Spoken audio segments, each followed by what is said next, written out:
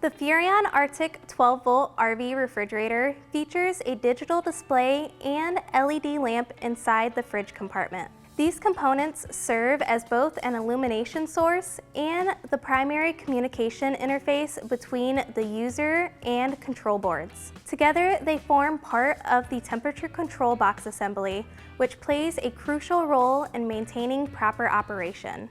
If you notice that the LED light stops working, the controls become unresponsive, or the digital display flickers or fails completely, you might need to replace the temperature control box assembly. However, before you jump to a replacement, let's go through some troubleshooting steps to identify and possibly resolve the issue. Step 1, inspect for damage and moisture.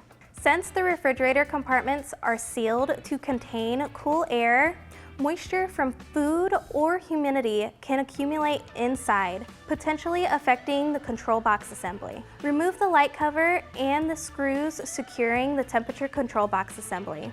Check for loose connections, damaged wires, signs of moisture buildup, and if moisture is present, fully disconnect all wire harnesses and allow the components to dry for 24 to 48 hours before reconnecting. If any wires or connections are damaged, the assembly needs to be replaced. Reconnecting the assembly can sometimes resolve unseen loose connections. But if the issue persists after drying and reconnecting, it's time to move on to the next step. Step 2, inspect the internal wiring. If the control panel is flickering, unresponsive, or displaying incorrectly, the issue is likely either with the control panel itself, a problem with the internal wiring harness, or the power board.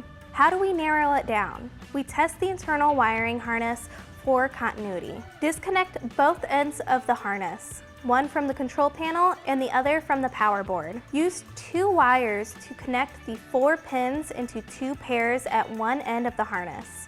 Use a multimeter at the opposite end to test for continuity in each pair. If the circuit is open, no continuity in either pair, the internal wiring is damaged and the refrigerator needs replaced. If the circuits are closed, continuity is present, the wiring is intact and the issue likely lies with the control panel or power board. Step 3, determine if the issue is the control panel or power board. If wiring continuity is confirmed, the next step is to check if the power board is supplying voltage to the control panel. Measure the power board's output voltage using a multimeter. The exact voltage will vary, so we're simply confirming that voltage is present. If voltage is present, the control panel is faulty and needs to be replaced. If no voltage is present, the power board is faulty and needs to be replaced. Step 4, troubleshoot the LED light. The LED light can lose operation on its own or along with the control panel. If the LED light isn't working, check for voltage at the wire harness leading to the LED light, with the doors open. If voltage is present, the LED light itself is faulty and needs replacement. If no voltage is present, check for continuity in the wire harness. Test for continuity in the LED wiring harness by disconnecting both ends of the harness from the LED and the power board. Use a wire to connect the pins at one end of the harness, and at the other end, use a multimeter to test for continuity. If there is no continuity, the internal wiring is damaged. If continuity is present but voltage is still missing, the power board is faulty and should be replaced. To confirm the LED's condition, you can connect it to an alternative power source to see if it's operational. If it lights up, the problem is the power board.